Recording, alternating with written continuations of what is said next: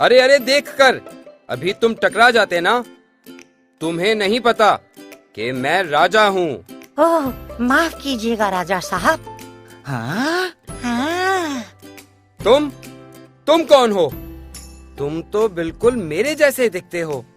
کیا تم میری نقل کر رہے ہو؟ نہیں نہیں، ایسی کوئی بات نہیں ہے. میں تو حروف تہجی کا پہلا حرف الف ہوں.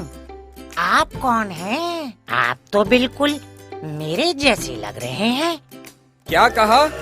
بالکل تمہارے جیسا؟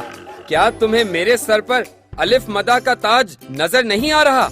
اوہ ہاں، مگر جب آپ کو کسی اور حرف سے ملا کر لکھا جائے گا تو آپ کو اپنا تاج اتارنا پڑے گا نا، اور پھر آپ بالکل میرے جیسے ہو جائیں گے بغیر تاج والے.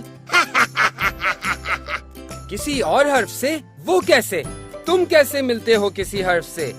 جب میں کسی لفظ کے شروع میں آؤں تو اپنی پوری شکل الگ استعمال کرتا ہوں، جیسے انگور اور ایک.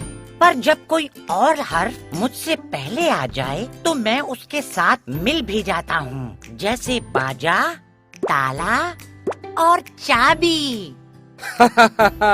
ہاں، جبھی تو میں کہوں کوئی میرے جیسا کیسے ہو سکتا ہے.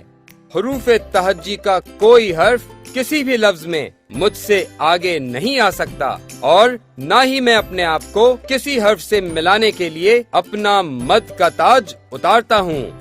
دیکھو یہ میرے الفاظ ہیں: آم، آپا، آگ اور آنکھ. کیا ان میں سے کسی میں بھی میرا تاج اترا؟